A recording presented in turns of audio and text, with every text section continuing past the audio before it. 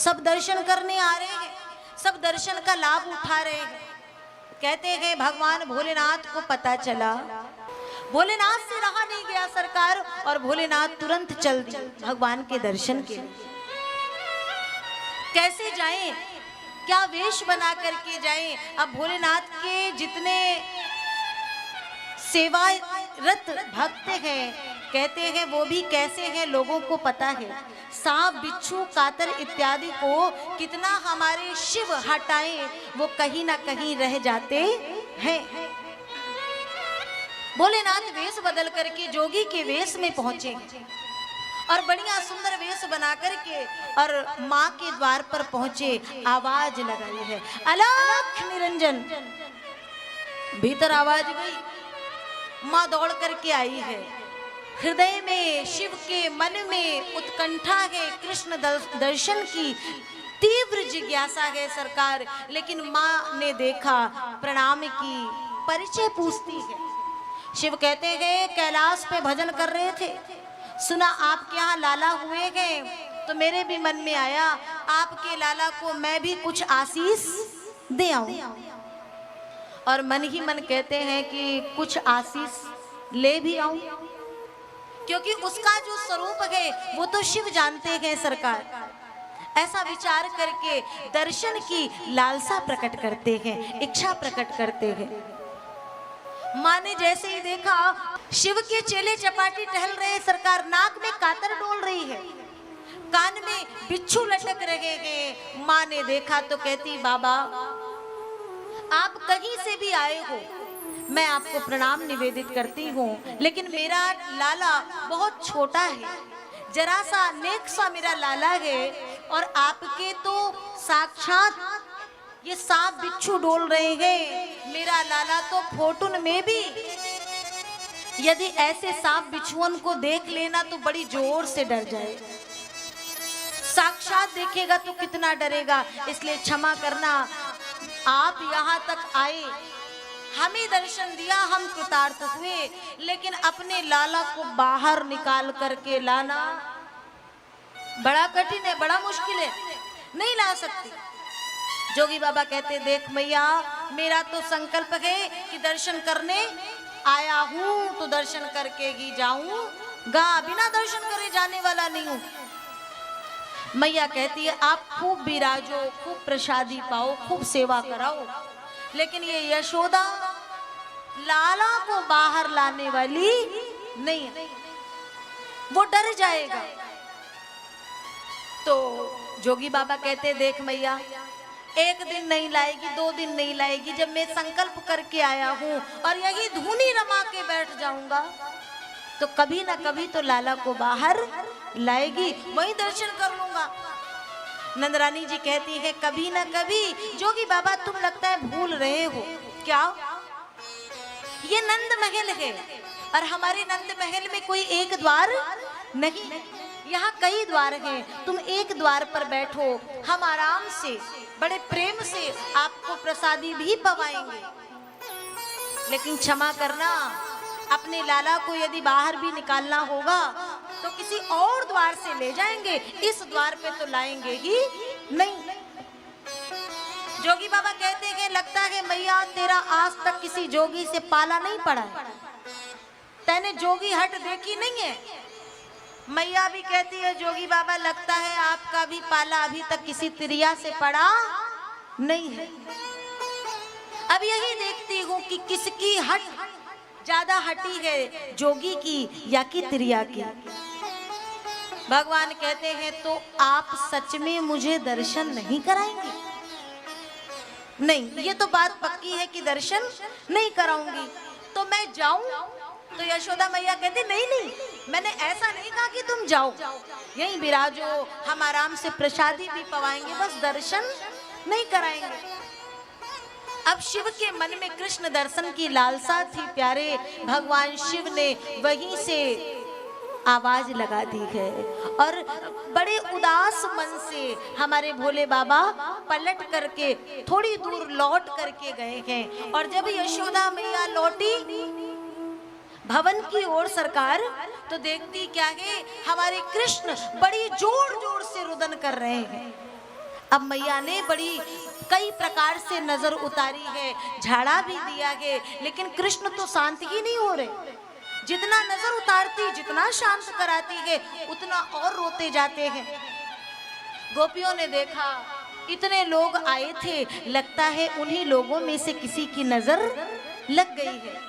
कल तक तो ठीक था, आज ऐसे इतना अचानक से रोना। सुबह से मैया महल की तरफ कोई आया है क्या? वैसे तो कोई नहीं, लेकिन हाँ एक हठी जोगी आया था।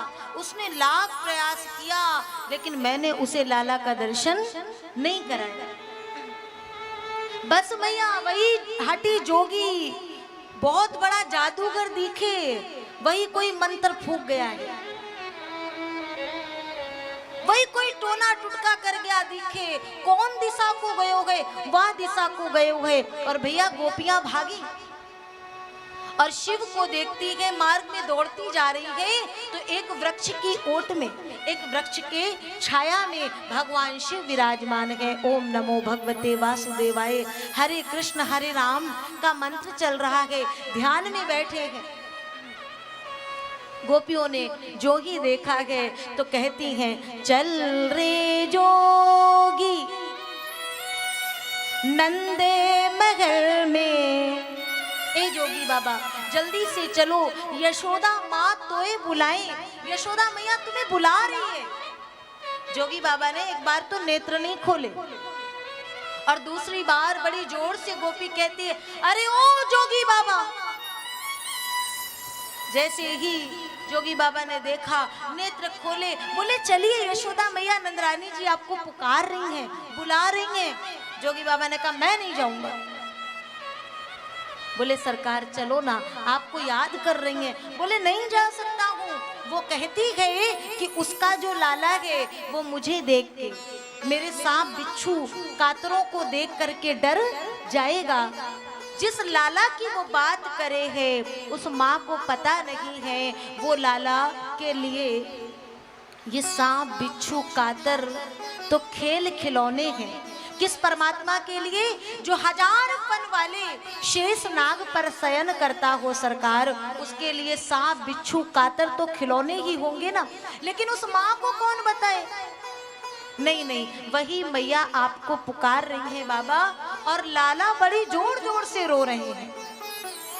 कृष्ण का रोना सुन करके शिव से रहा नहीं गया है। भगवान का रोना सुन के शिव के कदम अपने आप चल दिए, दौड़ते हुए भागते हुए पहुंचे। संत गाते हैं, री मैया तोरे द्वारे, ए यशोदा तोरे द्वारे, वो बाला जोगी आयो।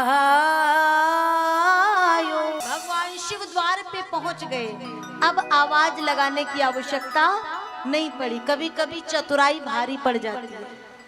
यशोदा मैया ने चतुराई दिखाई ना, मैं नहीं दिखाऊंगी। शिव ने तो पहले आवाज लगाई थी, अब आए हैं तो सरकार अकड़ करके खड़े हैं, लाएगी कि नहीं लाएगी। भगवान अंदर इतना अधिक रो रहे हैं कि रोना बंद नहीं हो रहा है। बड़ी दौड़ करके यशोदा मैया अपने लाला को लेकर के आई है और कहते हैं, जैसे ही कृष्ण ने शिव को देखा ना, रोना और बढ़ गया। भगवान भोलेनाथ कहते हैं, ला मैया लाला को गोद में मुझे दे दे। और जो ही कपकपाते हुए उन हाथों से माँ ने लाला को शिव की गोद में दिया है। संतों का मत कि गोद में आने के बाद भगवान का रोना बंद हो गया है सरकार। और हमारे गोविंद तो खिलखिला करके हंसने लगे। अब भगवान ने जैसे ही हंसा, माँ को लगा मेरा लाला ठीक हो गया। लाला जोगी बाबा जल्दी से मेरी गोद में दे दे। और जहां जोगी बाबा ने गोद में दिया तो फिर से कृष्ण वाह वाह करके बड़ी जोर से रुदन करने लगे हैं। मैया कहती है, जोगी बाबा तू बहुत बड़ो जादूगर दिखे, ऐसा कौन सा तूने टोना टुटका किया है जो कहते हैं लाल कितना भी रोए लेकिन माँ की गोद में जाए तो वो हंसने लगे, रोना बंद हो जाए। लेकिन यहाँ कुछ उल्टी गति चल रही है। मेरी गोद में आता है तो रोता है, तुम्हारी गोद में जाता है तो हंसता है। ऐसा कौन सा टुटका किया है? शिव ने मन ही मन कहा, माँ मैं तुझे क्या बताऊं, ये तो प्रेम का जादू है, ये भक्ति का जादू है। एक बार जिसे चढ़ जाता है ना, तो सरकार उसके जीवन के प्रपंच का रोना बंद हो जाता है। फिर वहां रोने का कोई स्थान नहीं बचता है। हाँ, रोना होता है तो केवल उस रोने में भी कहीं ना कहीं सुख आनंद छिपा होता है। आज जो कृष्ण रो रहे हैं वो दुखी होकर के नहीं रो रहे हैं, अपने भक्त को दर्शन देने के लिए कृष्ण रो रहे हैं सरकार। और भगवान पूछते, तो मैया आप क्या चाहती हो? बस एक माँ अपने पुत्र को कभी रोते हुए देख नहीं सकती है, बस ऐसी कृपा कर दो कि मेरा ये लाल कभी रोए ना, मैं इसे रोते हुए नहीं देख सकती हूँ।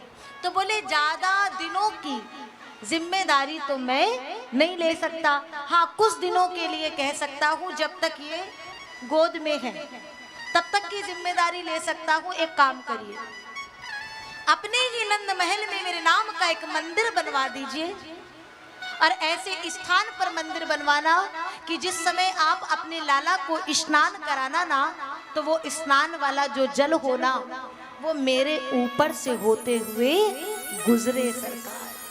और वही शिव जी का नाम हो गया नंदेश्वर महादेव। बोलिए नंदेश्वर भगवान की। देखो आज हमारे जीवन में हम भक्ति करते हैं तो कहीं ना कहीं जो भगवान की भक्ति है वो घटने लगती है भक्ति करते करते, और हमारे मन में बात आती है भगवान की पूजा बाद में हो, लोग पहले हमारी पूजा करें, भगवान को लोग बाद में देखें, पहले हमारा दर्शन करें। मुझे लगता है मैं अपनी व्यासपीठ से भी निवेदन कर दूं, अगर मैं व्यासपीठ पे हूं तो ये हमारी महत्ता नहीं है, ये शरीर व्यासपीठ पर है, ये इस शरीर की महत्ता नहीं है, ये उसकी कृपा की महिमा है।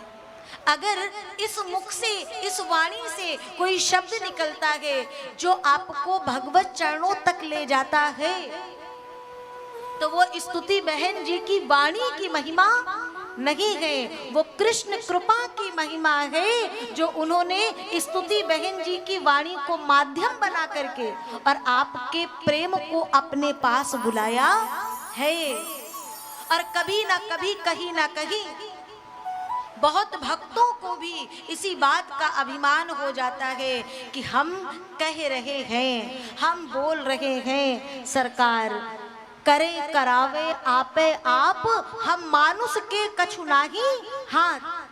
चाहे भक्त बनो, चाहे गुरु बनो, चाहे संत बनो, लेकिन एक बात जीवन में हमेशा रखना, शिव से बढ़कर के ज्ञानी कौन हो सकता है। लेकिन भगवान महादेव, भगवान भोलेनाथ भी जब भगवान के द्वार पर रहते हैं तो ऐसे झुक के रहते हैं, क्योंकि उनको पता है यहाँ तन के चलूंगा तो तुरंत गिरा दिया जाऊंगा। भगवान के द्वार पर तनने की आवश्यकता नहीं है। जगत में हम कितना भी बनावटी बना कर लें सरकार, इस लीला के माध्यम से ये शिव को भगवान का दर्शन हुआ और भगवान को शिव का दर्शन हुआ। मतलब भक्त और भगवान दोनों ने एक दूसरे का दर्शन किया है। और जब संत एक दूसरे से आपस में मिलते हैं तो क्या होता है, एक संत दूसरे संत को प्रणाम करता है। कभी आप देखिएगा किसी संत ने पंक्तियां लिखी थी कि 4 मिले 64 खिले।